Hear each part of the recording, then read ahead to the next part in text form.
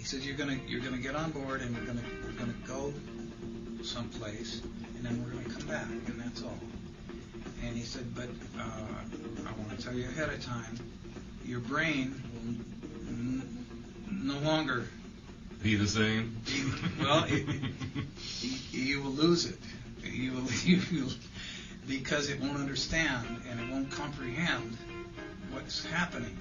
So use your mind, use your feelings, come from your heart, meditate, go into a focus point, and go to your higher thoughts and feelings, rather than worrying about what was going to happen.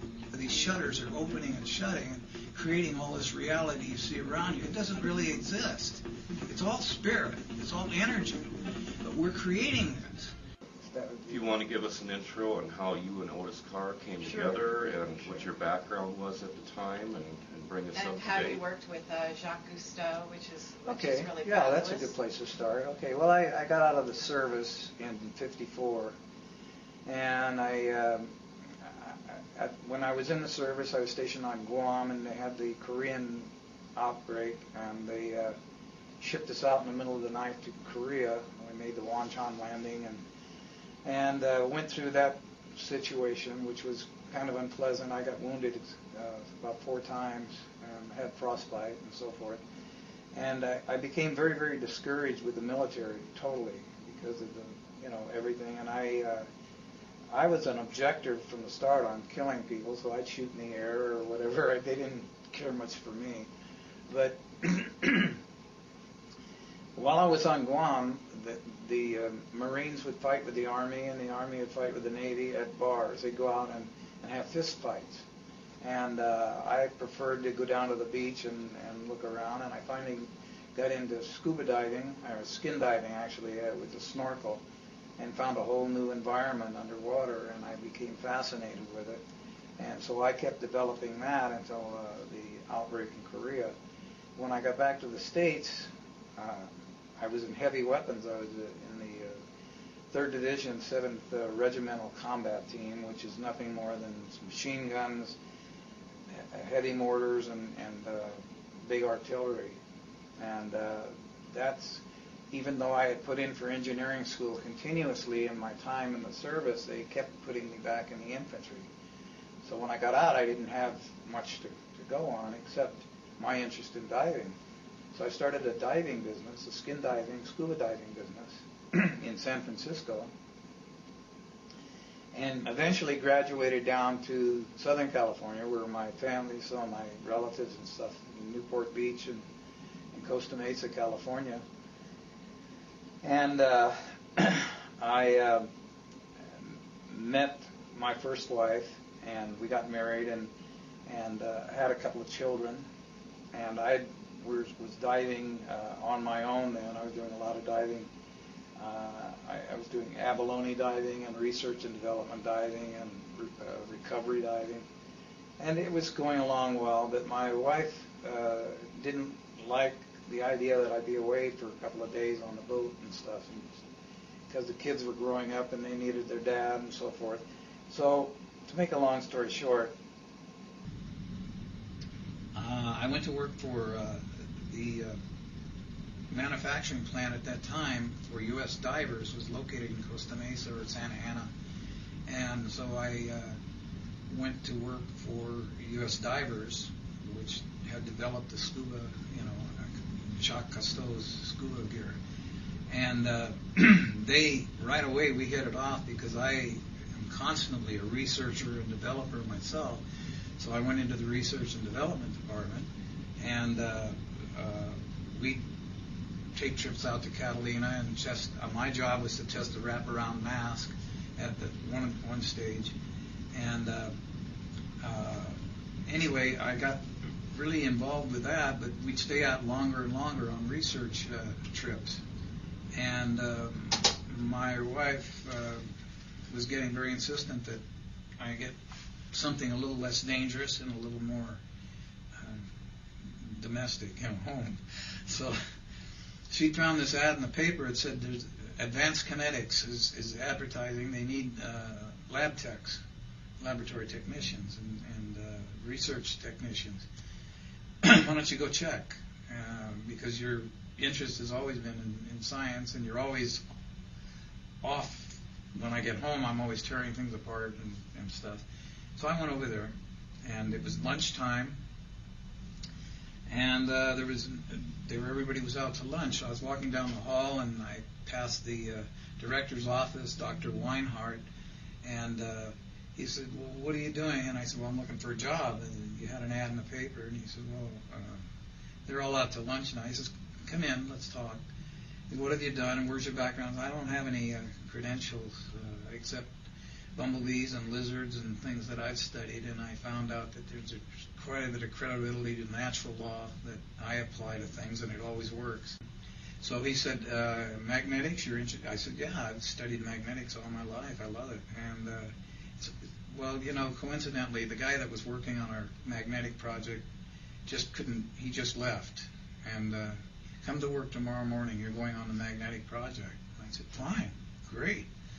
So what it was I had a workbench, and there was a cathode ray tube, firing electrons, and I had an oscilloscope mounted with a camera, high-speed camera, high-speed everything, and through a magnetic field, I was firing these electrons.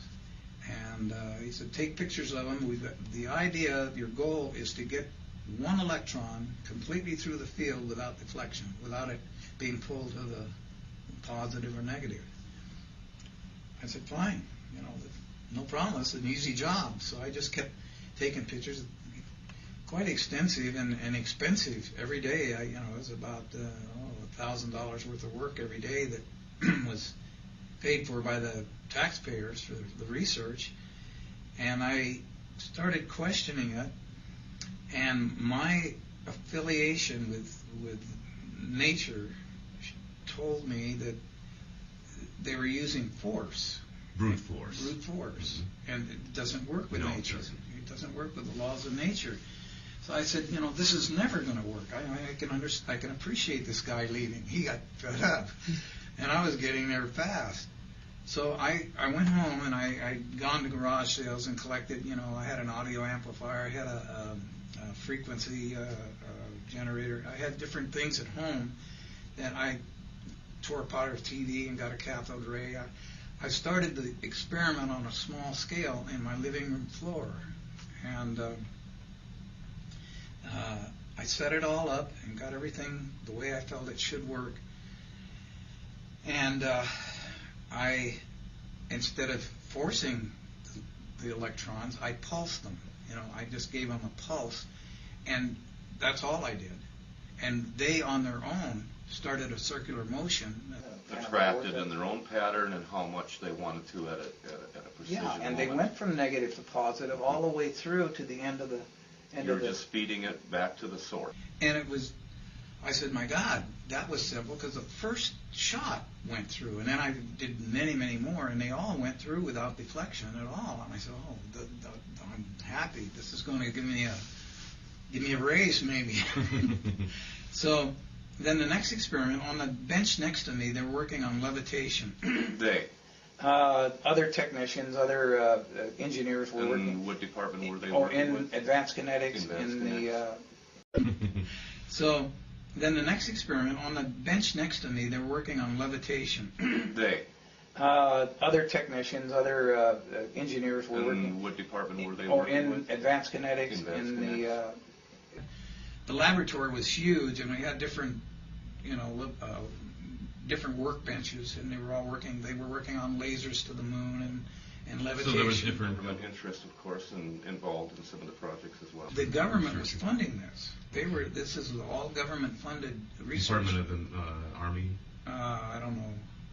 Just to get back to your story, though, so you had developed this pulsing, Right. and in the next, you're saying next door? Next bench over, they were working on levitation, and they had these just coils, iron with the copper wiring, and they had steel balls, and they would put them on top and fire it up, and they would levitate the ball for, I think, 4 to 8 minutes, and it would burn the coil out.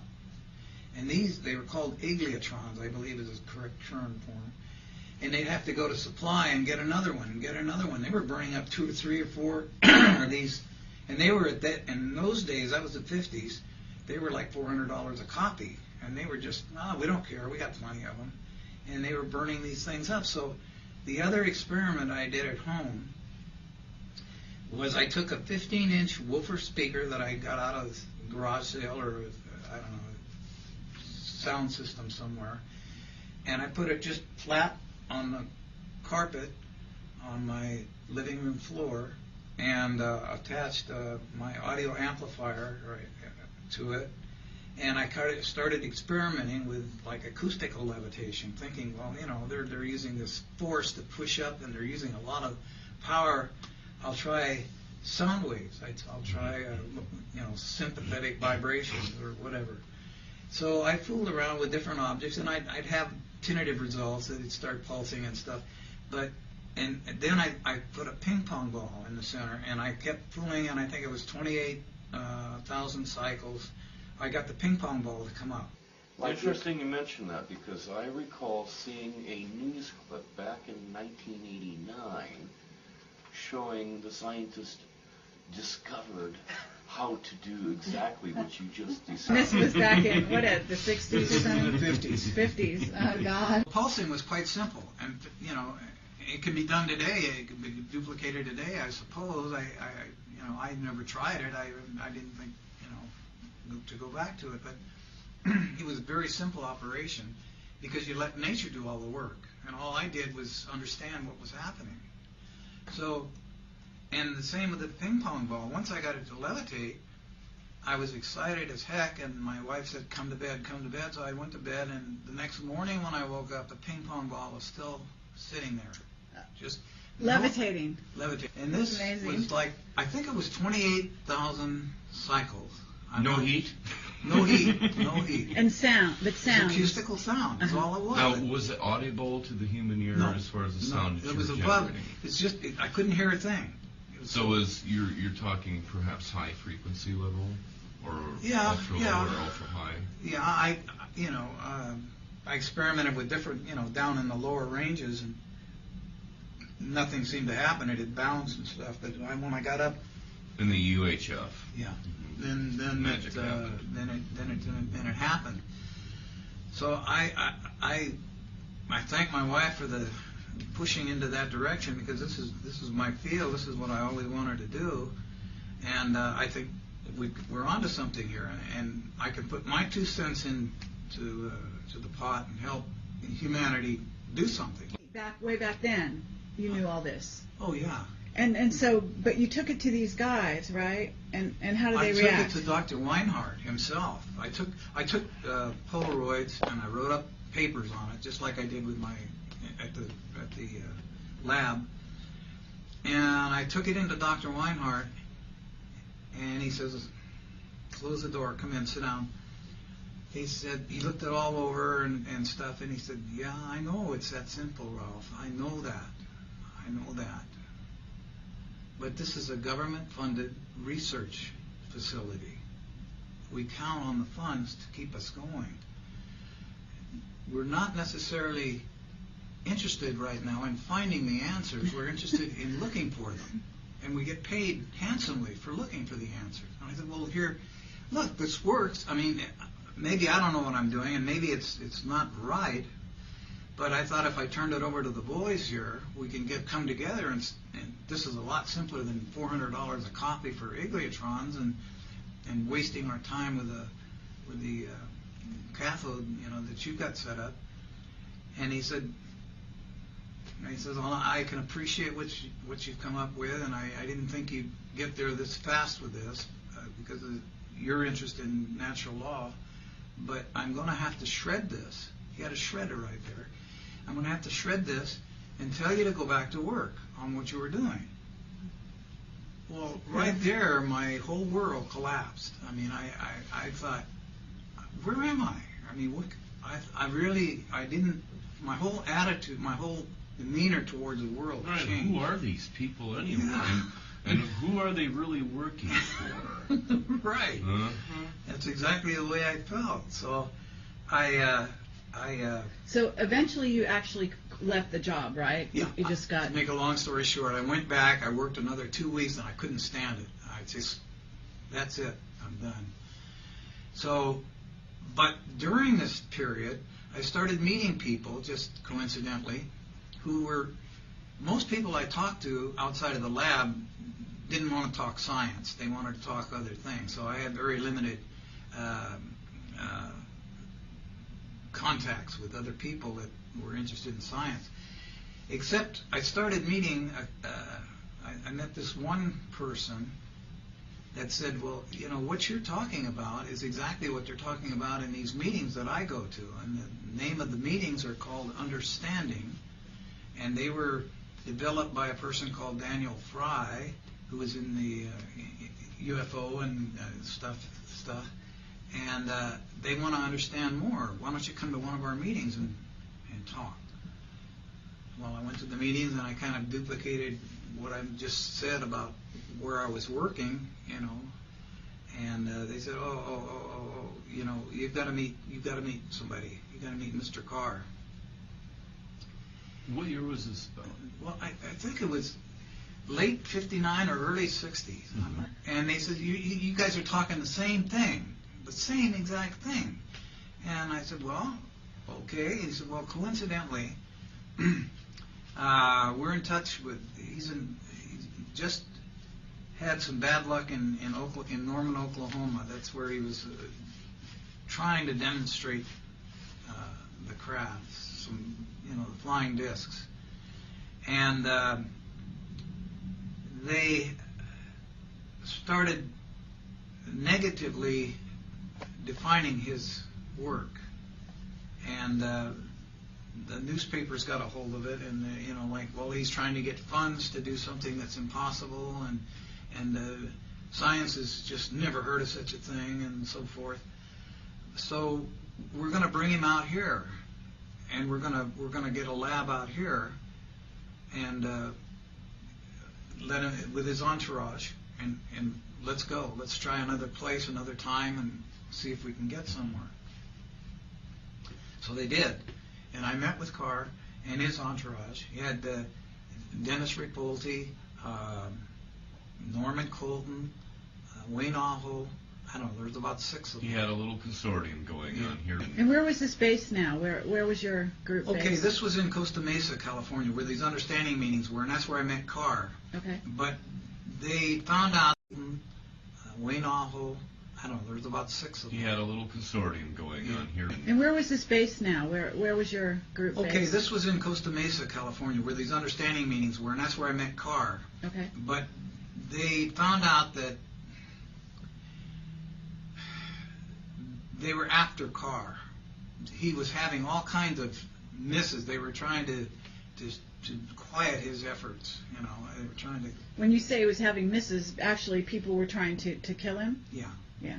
Yeah, they were threatening, and then he'd have to be very careful where he went, because he'd find people kind of, very curiously observing him, and things like this. They already knew what you were up to, and they probably were following you as well as following him. That's a good point. I didn't bring this up, and I think it's important. You've heard by now, it's all over the place, about 3 men in black. Right. Okay, I'd never heard, this was back before I'd even heard of such a thing. These 3 guys showed up on my door after this experiment, and after Weinhardt had destroyed these things. Honest to God, they were in black suits, and they said, we're from the DeWalt School of Electronics, and we've heard about you, and can we come in, and we want to know about your experiments and what you're doing and everything. And I was a little hesitant, but I invited him in, and I started talking, and my wife said, no, these guys they don't feel right. Oh. She's very intuitive. Yeah. And she had a bad feeling about it. She sure did. And I said, well, God, you can't kick them out. But they became a little more insistent on, well, give us how you did this, and I want the details and stuff. And they're not giving me anything back. They're just kind of taking it. She caught this, and she says, I'm going to have to ask you guys to leave right now. You can come back later or whatever you want to do, but you got to leave right now. And she kicked them out of the house. Wow. So Okay, so you started in Costa Mesa, and didn't you move out of there or something? The understanding group had a cabin. Some people, there was lots of people in the understanding group. There was, I don't know, a couple of dozen people that we'd meet. Had a cabin up at Lake Arrowhead, which is down by Riverside, up in the mountains in California. And they said, well, we got to get a car and you guys in a safe place. And there was a nice big cabin and room enough for everybody. Go on up there, and then we'll keep working on what we're going to do. So I got up there talking with Carr and his proteges and his people that he had with him, and man, I just lit up like a Christmas tree. I mean, I was on cloud 9 because I just, man, he was answering questions that I had on things, and I was answering questions he had on things, and it was just, man, connected on all kinds of levels. God, it was just the most wonderful time of my life. We were feeding the raccoons to keep our minds off. We were so anxious to get going on a project, and we got a phone call, and they said, we've got you a place. It's just down the hill from where you're at on the other side in Apple Valley or Hesperia, California, near Victorville. It's coincidentally because all these people moved on feelings and spirit, if you will. Oh, and This is about the same era. I wanted to point out that George Van Tassel was having a lot of UFO meetings out at the Integratron near Joshua Tree. I'm glad you mentioned Van Tassel. I forgot. I had ordered from Europe Tesla's big book, and it did get to me. And I was going through all the patents and everything in the big book. And when this thing happened, with my wife kicking these guys out and everything, I got a little apprehensive, and I decided I knew of Van Tassel, and I knew a little bit about his background, and this was before I met Carr, and so I took a trip. I got in my car, and because I was going to try and meet people that will be more receptive. More receptive.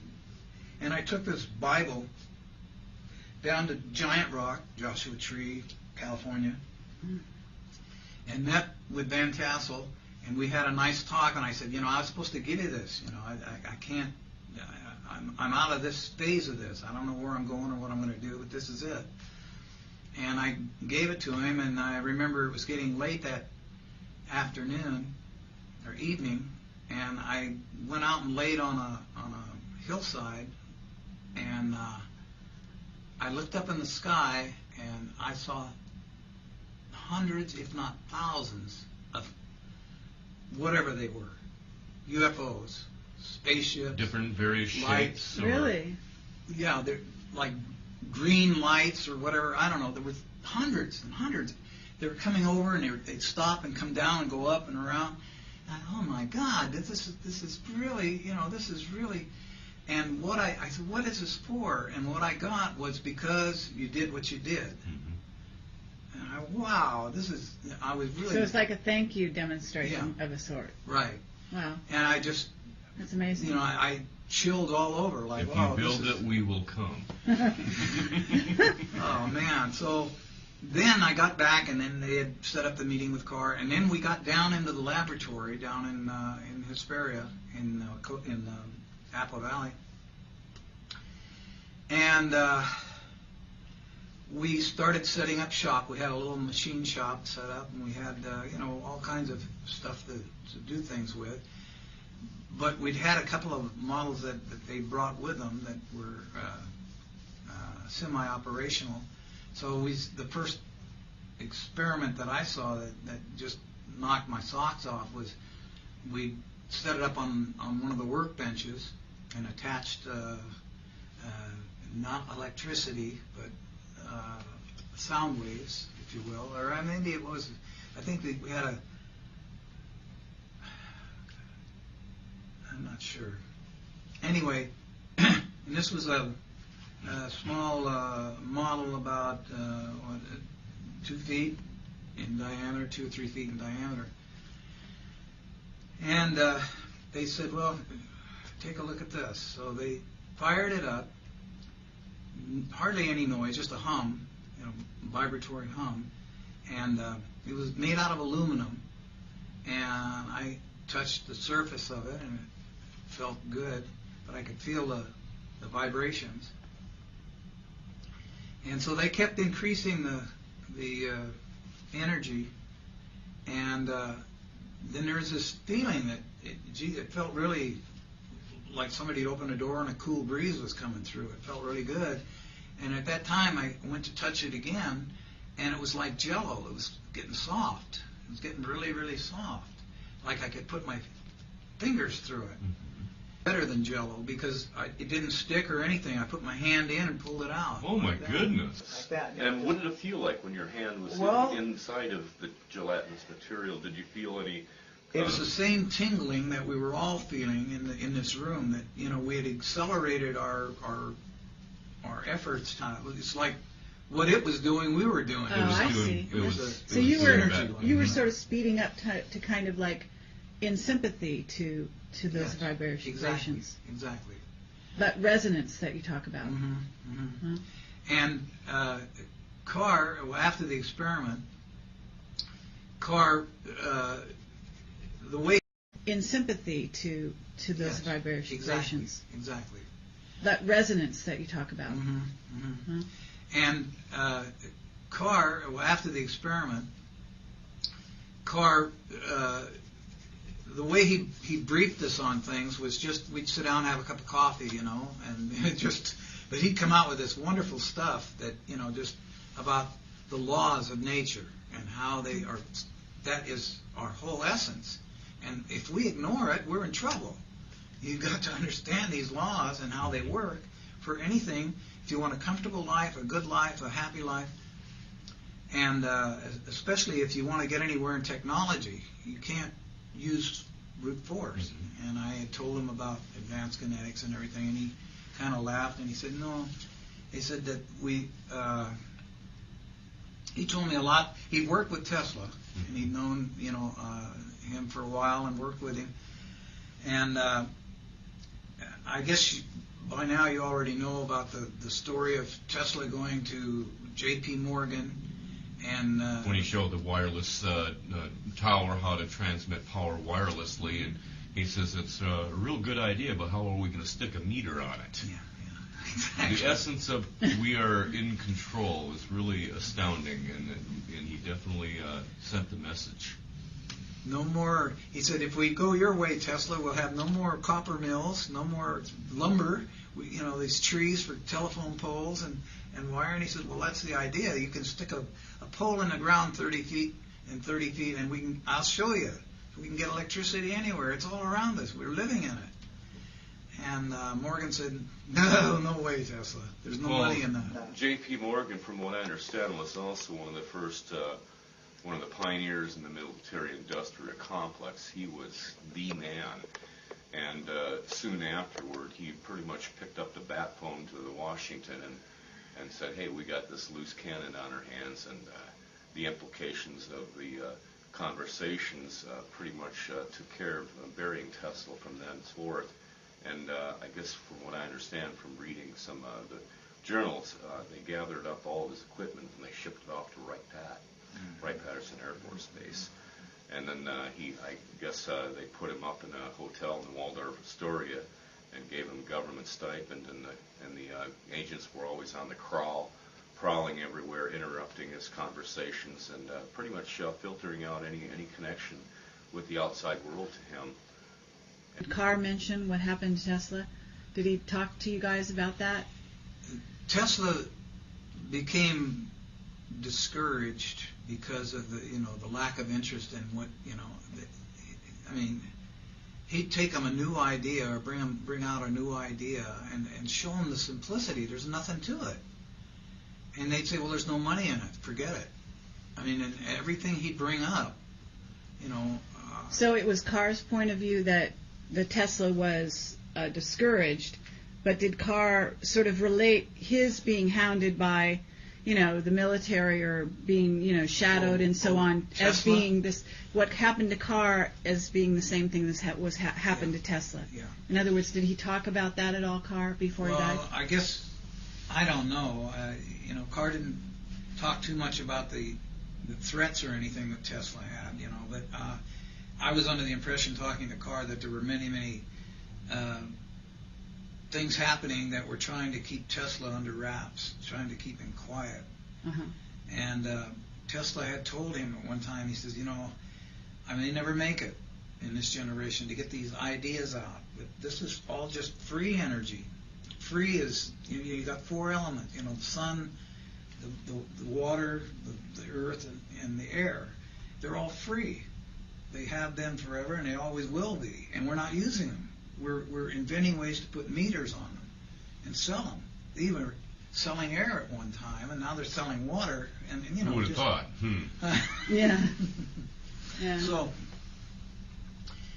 So Tesla told him, all this that I'm sharing with you, and he thought Carr was brilliant. He thought that he was grasping everything that Tesla was telling him, because Carr had been into nature for years himself. He said, if I don't make it, or when I don't make it, he said, I probably won't make it. You take it and pass it on, and if you don't make it, pass it on. But it's going to get worse, because they've already challenged nature. Man, way back there, had challenged nature, and what goes around comes around. Natural law. It will come back on them.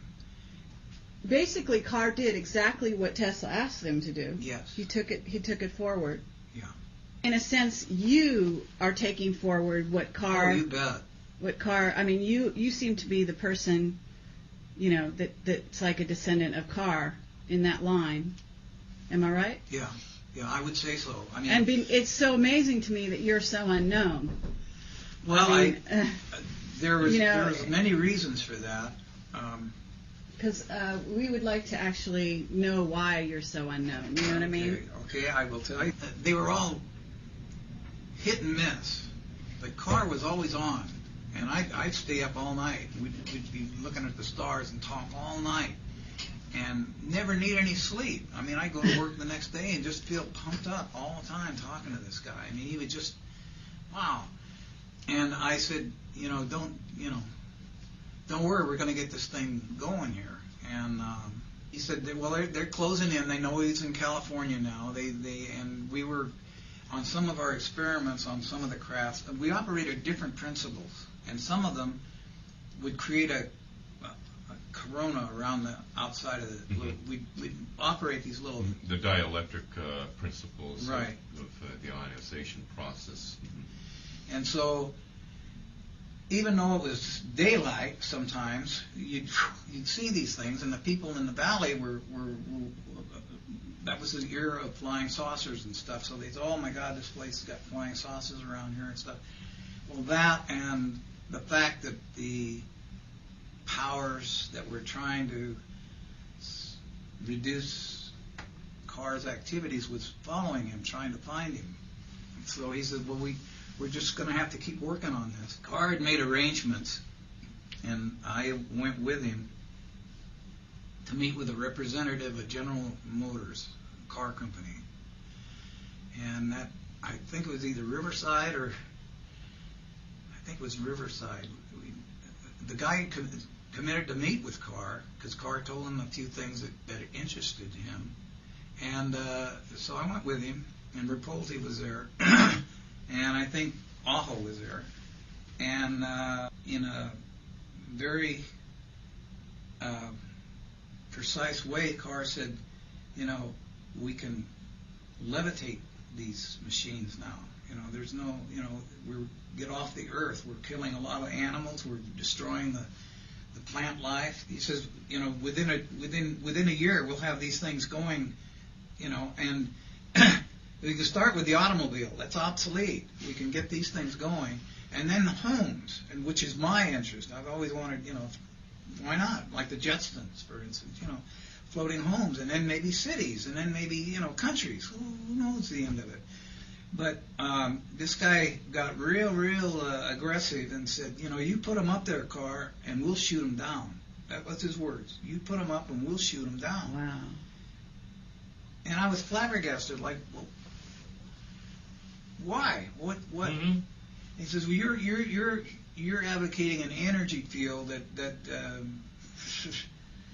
there's no money involved. We can't, you know. We have no means of controlling it. It was his premise here, Right. no doubt. Because you're pulling energy out of the air, which is all around us, and using that to transport or teleport or whatever. So he basically, I mean, you guys just walked out of there and said, okay, what did Carr say? Did he say, okay, I won't do it anymore? Or did he say, you know, what did Carr say? I'm just curious after that. I don't remember his exact words, but it was very, very Sort of a humble. standoff. It was very, very good the way he said Oh, it to really? this guy. Yeah, he said, you know, he says, it's only a matter of time till it comes back and You can't stop us. You Yeah. can't stop it. yeah, it's here. Whether it's here today or tomorrow, it's here, and it's rapidly approaching the point where it has to be, not want to be, but has to be.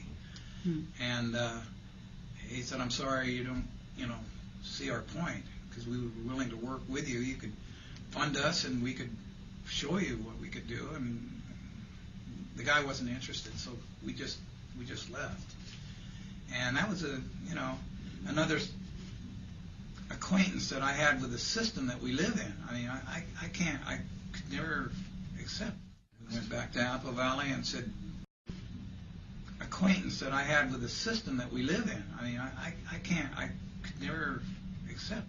We went back to Apple Valley and said, let's get the 45-foot craft going. Let's have people on board. Let's you know, and we'll document it, and we'll have the proof, and then we'll find ways. And we had the understanding group finding ways to let people know what we were going to do. We're going to have live demonstrations eventually.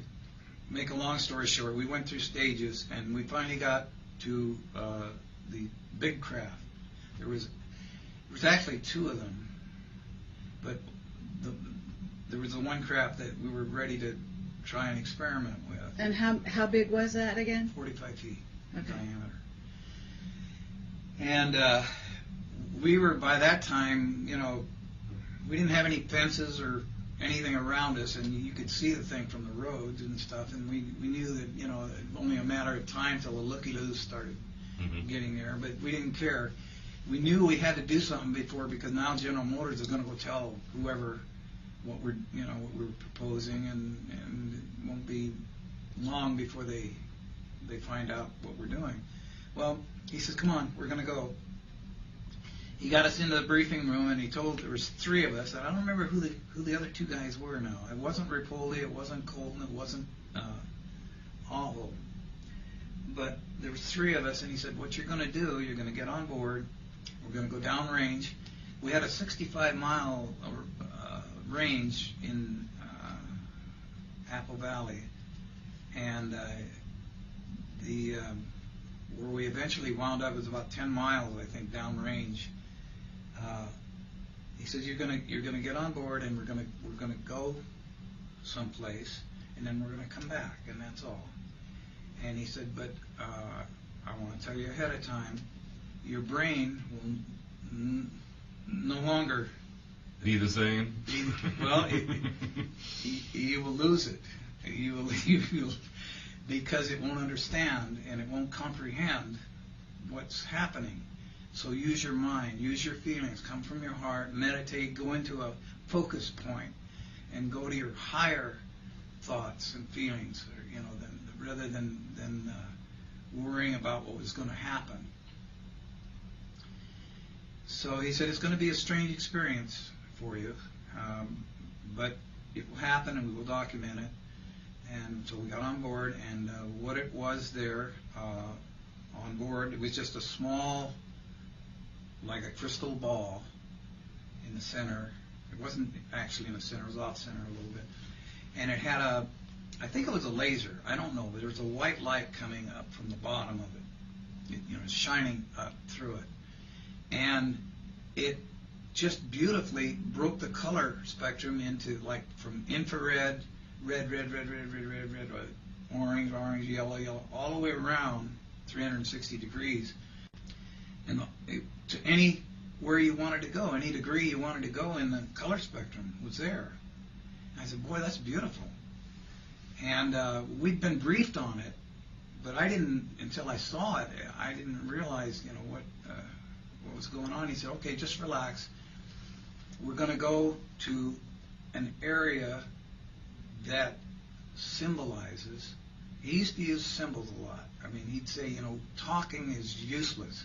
You have to use higher than talking is symbols, is to reach the mind. Thinking in pictures. In pictures, right. So talking is, in fact, off the subject for a minute, I used to, when I used to read a lot, one of my greatest people was Khalil Gibran, and he wrote the book The Prophet, and in there he said, one of his sayings was, half of what I say to you is meaningless, but it's necessary so that the other half may reach you. And I thought, whoa, now I get it, you know, that you have to come from the soul or the heart, or it's no good. It's just going around in circles. There's something about choosing the blue spectrum in order to, with your mind. minds? Aquamarine. Aquamarine. The car, we were in touch. I don't know if we had walkie-talkie. I don't know, but I remember we were in touch. And he said, okay, we're going to Aquamarine. That's over there. And hang on, boys, let's go. So we sat there, and I'm just doing this from memory. And So you're all collectively focusing the same collective thought, right, on to feed this energy in a center of a focal point, which was this ball. Right. And this ball then started just closing down and focusing on Aquamarine. The whole thing became Aquamarine. And I said, my God, this is, how did he do that, you know? And he told us later that we were a part of it, doing it because we were focused on it. And I said, oh, this is great. This biofeedback mechanism is synergistic. Yeah. So we got focused on it, and then I was waiting for the thing to move now, and nothing seemed to happen. Nothing, you know. And then Carr said, okay, boys, get out of the craft and see what's going on. Well, didn't it work, or what happened? He said, come on, get out of the craft. We got out, and we were downrange 10 miles where this Aquamarine area was. And within this whole process, you're talking about probably a few minutes. Oh, yeah. You know. Yeah, I'll get to the timing in a minute on it. But so he said, all right, pick up rocks, put them in your pocket, take some grass or whatever you can find, some tumbleweed, whatever you can find, and get acquainted with where you're at. Because when you get back, you're not gonna remember any of this. I mean, that was the gist of the whole thing. So we did, and we got back on board, and then we were back. And we got out of the craft, went into debriefing, and said, well, what happened? You know, we thought, you know, it didn't work, did it? I said, you don't think it worked? Check your pockets. And so we checked our pockets, and here's these dang rocks, and I had grass stains, I had everything, you know, I said, oh my God. But you have you didn't have memory of No this? memory. Oh, amazing. No memory. Your memory was... Right. No memory at all. I remembered later being there and picking up the rocks, but then it was just like like it was a dream or something. Yeah, like it was a dream, exactly. Like you advance your imagination to a point, and then you'd forget about it. Wow. And so I thought this is the most incredible experience I've ever had. And he said, no, it's simple. Your brain is there to operate your body. You're in a vessel here. It's an illusionary vessel that people don't realize because we're creating it in microseconds. From 1 second to the other, these shutters are opening and shutting and creating all this reality you see around you. It doesn't really exist. It's all spirit. It's all energy. But we're creating this. And he was blowing us away, you know, and he said, but your brain has a capacity limit. It goes to a certain point of its responsibility, and unless it's in touch with the mind, unless it consents to be in touch with the mind, which the higher mind, really. Well, yeah, that's the mind of all of us, because we're all one. Unless it gets in touch with that, it doesn't know what's going on. Am I to presume that at that moment that you had that flight of that 10-mile distance, your brain was being stretched like a rubber band, but when you went back, you went back faster than the memories of the experience could come back, and your brain could realize it. Yeah, something like that. I don't know, days later or months later, you could remember, like you said, picking up the rocks then. Back faster than the memories of the experience could come back, and your brain could realize it. Yeah, something like that. I don't know, days later or months later, you could remember, like you said, picking up the rocks then. Yeah, but I don't remember any movement whatsoever. I mean, I don't. You don't remember the like craft moving, or you don't move I'm your sitting body here, moving. And the ball turned to aquamarine, and they said, get out of the craft. We got out, and there was motion there. I don't remember too much of that, but I remember it being outside. And then I guess we got back in and back to the base. But to us, it was at least 15 minutes. Normal time. Normal time, yeah. I figured, we'd be gone about 15 minutes. So there's a time variation Yeah. going on here. So. And Carr explained it. He said, it's simple. People don't realize that man, in a sense, created time. Time doesn't exist in essence. It does when we create it, and we have a beginning and an end to something. We call that time. But it says, in a greater reality, there is no time. That's like the eternal now. Yeah, and that we pegged it at 15 minutes, and just a few seconds. He says he just went outside and back in time. I mean, it's just what you call it, what you created is what it is. And since then, I've had experiences that have told me that just don't talk about it to anybody because it doesn't. Most people are not interested because they're tied up with the creature comforts and so forth. And a lot of people, when I start getting close to it, they get a little fearful because they don't understand, that, and they, of course, think I'm... What happened after, I mean, you made that test flight, right? Right. And so you didn't make that many test flights after that, is that right? You guys got closed down somehow? I did the one test flight, and then we did some things that were there at the plant, but we didn't go down range or anything because it was just about within 2 weeks after that the FBI and whoever these other guys, CIA or whatever, No such agency. weirdos, they came in to the plant. They came over with all their bells and whistles and said that you're shutting down right now. And we asked why, and they said, well, because of your threat to overthrow the monetary system of the United States of America. That was their ploy. That was their...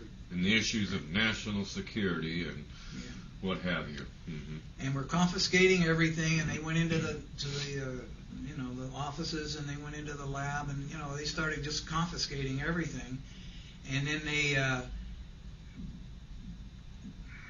briefed us or debriefed us, yes, and told us, in essence, this is you guys are wrong. You're attempting to overthrow the monetary system. And this is what we're going to do to you if you don't cooperate. Sign here, here, and here. Well, did they have you sign something? No, I didn't. I don't remember signing anything. And what about Carr?